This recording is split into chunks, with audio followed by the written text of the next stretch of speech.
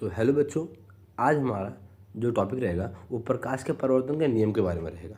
देखो, ये हमारे चैनल की चौथी वीडियो है और ये क्लास 8 के चैप्टर लाइट के पार्ट 2 है इसका। आपका पहले समझते, देखो प्रकाश के परावर्तन के नियम को समझने से पहले आप जरा परावर्तन को रिवाइज कर लेते हैं कि प्रकाश का परावर्तन होता क्या आपका। देखो, उसको रिवाइज करने के लिए ना हमने डिस्प्ले के ऊपर आपको एक रेड रंग का बॉक्स बना रखा है। उसे आप मान लो कि आपका दर्पण हो गया आपका। अब देखो, ऊपर आपका आता है एक दीप्त वस्तु। दीप्त वस्तु क्या होती है कि वह वस्तु है जिनमें अपना स्वयं का प्रकाश होता है। अब जो डिस्प्ले पे एक ही वस्तु है ऐसी, सन।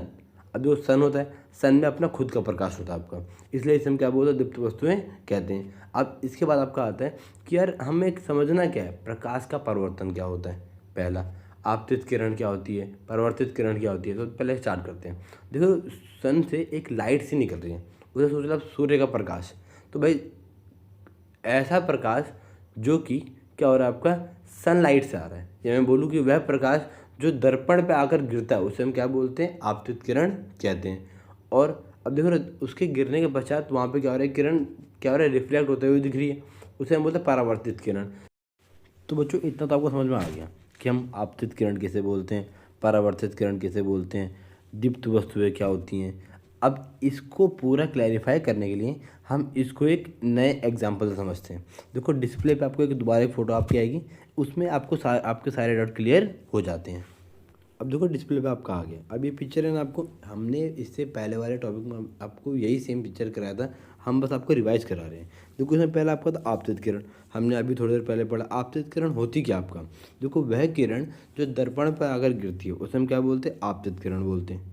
सेम, दर्पण पर आकर गिरी, फिर वो क्या दूसरी दिशा में रिफ्लेक्ट हो गई, जिसे हम क्या बोलते हैं, परावर्तित किरण बोलते हैं।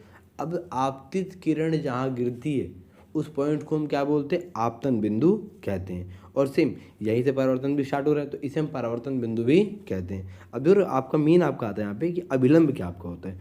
तो भाई, आपतन बिंदु के ऊपर दर्पण के लंबवत जो हमने रेखा खींची उसे हमने क्या नाम दे दिया, अभिलंब का नाम दे दिया। अब चलो, अब यहाँ से स्टार्ट करते हैं प्रकाश का परावर्तन। हम पूरा समझेंगे कि हाँ इसके कितने नियम होते हैं, ये नियम कैसे कार्य करते हैं, यहाँ तक कि आज का जो आपका लास्ट टॉपिक रहेगा आपका रहेगा परावर्तन के प्रकार। बाकी हम अगली वीडियो में कोशिश करेंगे कि आपका कवर हो जाए। चलो, आज हम अपना आज का टॉपिक स्टार्ट करते हैं। टॉपिक का नाम क्या था, प्रकाश के परावर्तन का नियम। देखो समझते हैं इसके। देखो, मेनली दो नियम है आपका। पहला नियम कि आपतन कोण परावर्तन कोण के हमेशा क्या होता है आपका, बराबर होता है आपका। अब पहले समझ जाओ कि आपतन कोण होता क्या है आपका। तो देखो, आपतन कोण क्या होता है कि आपतित किरण और अभिलंब के मध्य जो कोण बनता है उसे हम क्या बोलते हैं, आपतन कोण कहते हैं। और दूसरा आपका था परावर्तन कोण, क्या आपका होता है, तो सेम अभिलंब और परावर्तित किरण के मध्य जो आपका कोण बना उसे हम क्या बोलते हैं, परावर्तन कोण कहते हैं। अब इसका दूसरा एग्जाम्पल देखता हूँ, सॉरी दूसरा नियम। आपतित किरण, परावर्तित किरण तथा अभिलंब एक ही तल पर होते हैं। अब इसका मतलब क्या होता है, तल का मतलब होता है सतह। एज्यूम कर लो कि आपने एक वाइट बोर्ड पर आपने लाइन खींची, ठीक, उसमें आपने दर्पण शो कर दिया। तो अगर वो चीज़, अगर आप परावर्तन शो कर रहे हो तो ये बताओ क्या लाइट निकल के बाहर आ जाएगी।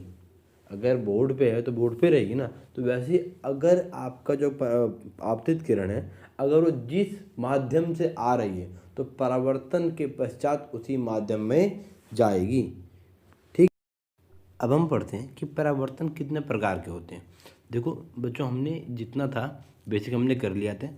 अब जरा ना एक आपको डिस्प्ले के ऊपर एक चित्र आपका आएगा, इमेज आएगी आपकी, जरा उसमें देखते हैं। देखो, परावर्तन आपको दो तरह के आपके होते हैं, एक नियमित परावर्तन और एक अनियमित परावर्तन। अब एक एक कर कर हम क्या करेंगे, हम इन दोनों को समझते हैं। अब पहला करते हैं हम नियमित परावर्तन। देखो, डिस्प्ले पे आपका ना एक इमेज आ गया होगा। अब उसमें देखो आपका कि नियमित परावर्तन होता क्या आपका, कि इस तरह का परावर्तन समतल दर्पण पर ही या समतल परावर्तक पृष्ठ पर ही बनता है। पहले समझ जाओ पूरी बात। देखो, हम कर रहे हैं परावर्तन के प्रकार। देखो, ये दो तरह के आपको होता है, नियमित अनियमित। इनमें अंतर क्या आपका होता है, देखो एक में आपका हो गया आपका कि परावर्तन कोण जो आपका परावर्तन होता है आपका, ये केवल समतल पृष्ठ पर ही बनेगा। और दूसरा आपतित किरणें परावर्तन के पश्चात हमेशा क्या रहेंगी, समांतर रहेंगी। डायग्राम देख रहे हो आपका, जो किरणें आ रही है आपतित किरण, जो जा रही है परावर्तित किरणें, ये दोनों एक दूसरे के समांतर ही रहती हैं, ठीक। अब चलो करते हैं दूसरा। इसका दूसरा प्रकार को हम बोलते हैं अनियमित परावर्तन, और कोई कोई इसे विसरित परावर्तन भी कहता है। देखो, डिस्प्ले में मैंने आपको एक इमेज प्लांट कर दी है, जैसे समझते हैं कि पहला ये होता क्या है, ये बनता क्या है। देखो इस तरह का परावर्तन खुरदुरे परावर्तक पृष्ठ पर ही बनता है। ठीक, समझ में आया आपको। पहला मतलब इसका मीनिंग क्या आपका हो गया, ये प्लेन सर्फेस में नहीं बनेगा, ये हमेशा कहाँ बनेगा, आपका खुरदुरे पृष्ठ पर ही बनता है। और दूसरा, परावर्तन के पश्चात जो इसके आपतित किरणें होती है वो परावर्तित किरणें के समानांतर नहीं होती। मतलब आप देखो डायग्राम में देख लो ना आप, कि जो किरणें आ रही है आपतित किरण, जो जा रही है वो परावर्तित किरण। अब ये क्या, ये दोनों क्या आपस में समांतर है, बिल्कुल नहीं है। तो इसलिए इसे हम क्या बोलते हैं, ये दोनों किरणें आपस में समांतर नहीं होती। आज के लिए इतना बहुत है। अब अगला जो भी आपका टॉपिक रहेगा वो कल नेक्स्ट पार्ट में आपको आ जाएगा। So thank you, please subscribe.